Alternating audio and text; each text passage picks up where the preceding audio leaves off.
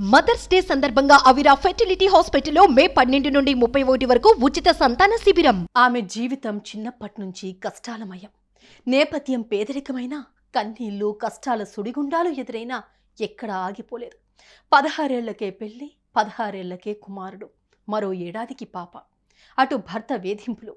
జీవితం అయిపోయింది అనుకుని సర్దుకుపోలేదు పవిత్ర. జీవితంలో ఏదో సాధించాలి అనుకుంది.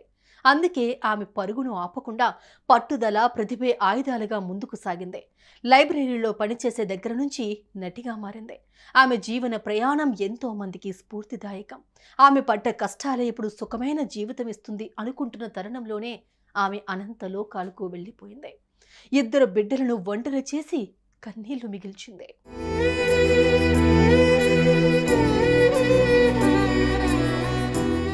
పవిత్ర జయరాం ఏప్రిల్ 14న కర్ణాటక బెంగళూరులో జన్మించారు. ఈమె తండ్రి పేరు జయరాం కాగా పవిత్రకు చదువుకుని మంచి ఉద్యోగం చేయాలని కోరిక. కానీ కుటుంబ సభ్యులు మాత్రం ఆమెకు 16 ఏళ్లకే పెళ్లి చేశారు. వెంటనే ఒక కొడుకు పుట్టాడు. ఆ మరుసటి ఏడాదే కూతురు ప్రతీక్ష పుట్టింది. 20 ఏళ్లు దాటకుండానే ఆమె 2 పిల్లల తల్లయింది. అటు భర్త వేధింపులు అధికమవ్వడంతో భర్తను వదిలేసి పిల్లలతో కలిసి వేరుగా ఉండటం మొదలుపెట్టింది.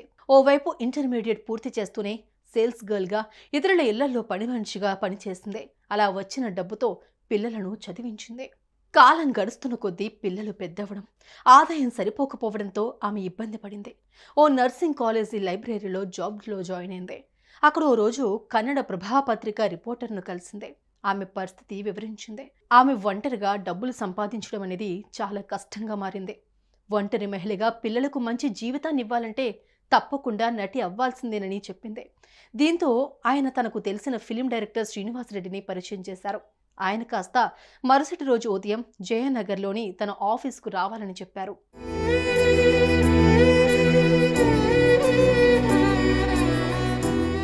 ఎలాగోలా అవకాశం దక్కింది అనుకున్న పవిత్ర జయనగర్కు వెళ్ళింది. ఉదయం నుంచి అక్కడే ఉంది. కానీ శ్రీనివాస్ రెడ్డి అక్కడికి రాలేదు. కాల్స్ చేస్తే లిఫ్ట్ చేయలేదు. తిరిగి వెళ్ళడానికి పవిత్ర దగ్గర డబ్బులు లేవు. అక్కడే రాత్రంతా ఉండిపోయింది. మరుసటి రోజు శ్రీనివాస్ రెడ్డి పవిత్రకు కాల్ చేశారు. తను ప్రయాణంలో ఉండటం వల్ల కాల్ లిఫ్ట్ చేయలేదని, అరగంటలో వస్తున్నట్లు తెలిపారు. అరగంటలో వచ్చిన శ్రీనివాస్ రెడ్డి పవిత్రను కారెక్కించుకున్నారు. తాను చేసే డాక్యుమెంటరీ ఫిలిమ్స్కు అసిస్టెంట్ డైరెక్టర్గా ఛాన్స్ ఇచ్చారు. అలా చిత్రసీమలో అడుగుపెట్టింది. అసిస్టెంట్ డైరెక్టర్గా పనిచేస్తున్నా కూడా ఆమెకు వచ్చే జీతం సరిపోయేది కాదు. అందుకే ఆమె అప్పుడప్పుడు షూటింగ్లకు వెళ్ళి అక్కడ పరిచయాలు పెంచుకున్నారు. అయినా సరే ఆమెకు అవకాశాలు రాలేదు. పలు ప్రాంతాలకు తిరుగుతూ ప్రజల కష్టాలు తెలుసుకునేవారు. అప్పుడప్పుడు డాక్యుమెంటరీలో నటించడం మొదలుపెట్టారు.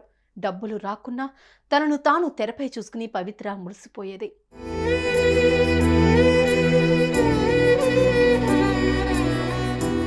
2003లో చంద్రచకోరి, 2008లో గాలిపటం అనే సినిమాల్లో చిన్న చిన్న రోల్స్ చేసింది. ఆ తర్వాత ఎలాగోలా పవిత్ర పంట పండింది. కన్నడలోని ఓ సీరియల్లో ఆమెకు ఛాన్స్ వచ్చింది. ఆ సీరియల్లో ఆమె హీరోకి చెల్లిగా పనిచేసింది. మంచి పేరు తెచ్చుకుంది. ఇంట్లో పిల్లలను చూసుకుంటూ వారికి ఏ లోటు రాకుండా చూసుకుంది.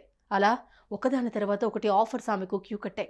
2009లో జోకై అనే సీరియల్లో నటించింది. ఆ తర్వాత 2020లో రోబో ఫ్యామిలీ అనే సీరియల్లో మంచి పేరు సంపాదించుకుంది.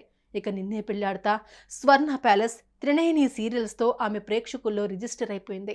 ఇదిలా ఉండగా పవిత్ర జయరాం 2021లో తన సహనటుడు చంద్రకాంత్ను పెళ్లి చేసుకుంది. అప్పటి నుంచి తనతో కలిసి ఉంటోంది. వీరిద్దరూ కలిసి త్రినయని సీరియల్లో నటించారు. అంతేకాదు ఇద్దరూ కూడా మంచి ఫామ్లో ఉన్నారు. ఈ మధ్య ఇద్దరూ కలిసి ఓ సినిమాకు కూడా సైన్ చేశారు. అలా ప్రొఫెషనల్గా, పర్సనల్గా కూడా తన లైఫ్ను తాను సెట్ చేసుకుంది పవిత్ర.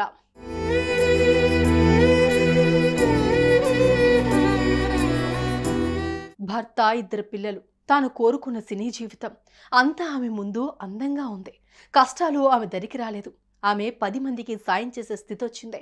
సీరియల్స్లో నెగిటివ్ షేడ్స్లో కనిపించినా అందరితో ఫ్రెండ్లీగా ఉండేది అన్నారు తన కోస్టార్స్.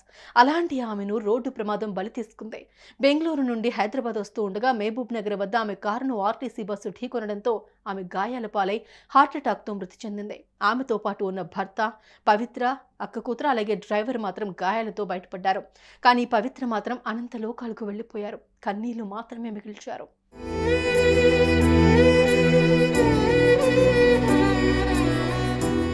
కష్టాలన్నది ఈదుతూ పవిత్ర ఒడ్డుకు చేరుకున్నారు.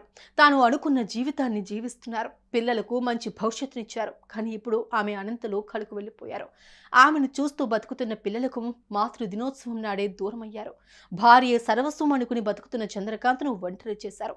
ఈ కఠిన సమయం నుండి ఆ దేవుడే వారిని బయటకు తీసుకురావాలి, వారికి ధైర్యం ఇవ్వాలని కోరుకుందాం. సుమన్ టీవీలో మీ పర్సనల్ అండ్ బిజినెస్ ప్రమోషన్స్ కోసం కింది నెంబర్కి కాంటాక్ట్ చేయండి.